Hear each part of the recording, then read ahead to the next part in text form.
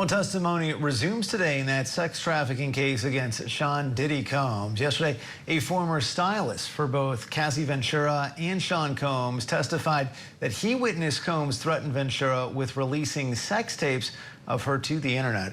Scripps News national correspondent Alex Miller is live in New York and was in the courthouse today. Alex, give us a breakdown of what some of the top lines were from testimony that you heard today.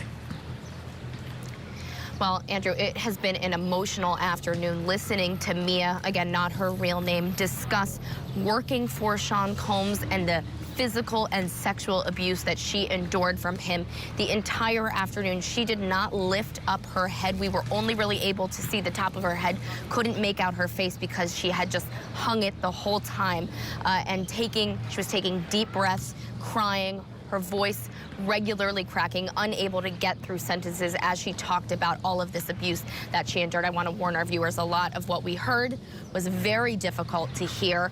We went through multiple instances of sexual abuse, the first one starting out just a few months after she started working for Sean Combs. He had rented out the Plaza Hotel for his 40th birthday and had the penthouse. And during that time, he cleared the penthouse and asked her to come into the kitchen where they took 2 shots of vodka. Now, she says that it hit her immediately, that it hit her way harder than she normally would have felt if she was taking 2 shots of vodka. And next thing she knew, he had pressed her up against a wall and was kissing her and had his hands up her dress. Now, she doesn't remember anything else happening until she woke up the next morning on a chair.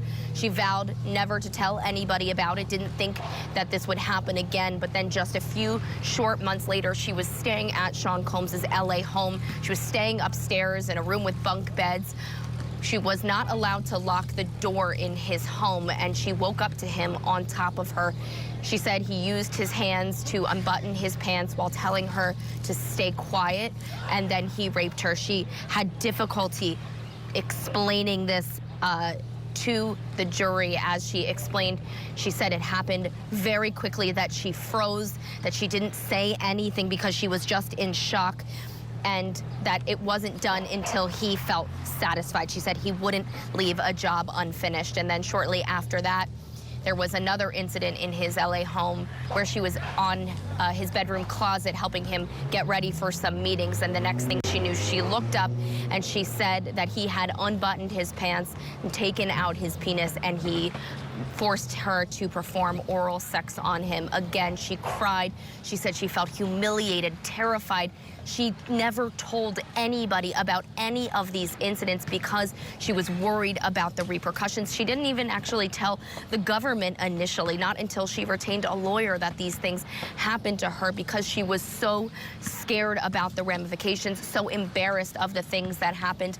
But this assault, obviously much more serious than other abuse that she endured. But she endured, she says, regular humiliation. She often had things thrown at her by Sean Combs, that he humiliated her in public crowds.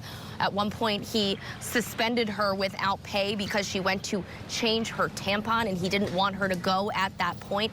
There were numerous incidents like this that were just really difficult to see her relive as she told the jury about what it was like to work for him. Again, all of this really happening in just about a year's time.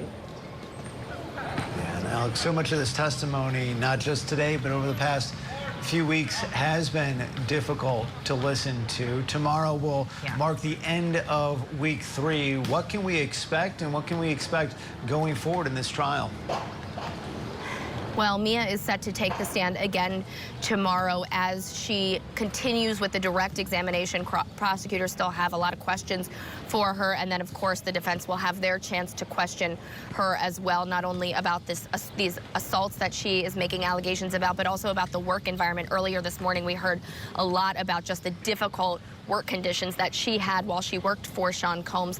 So she's likely going to be on the stand Friday, and then they are a little bit ahead of schedule, so that the prosecution says that they plan to rest their case potentially the 2nd week of June.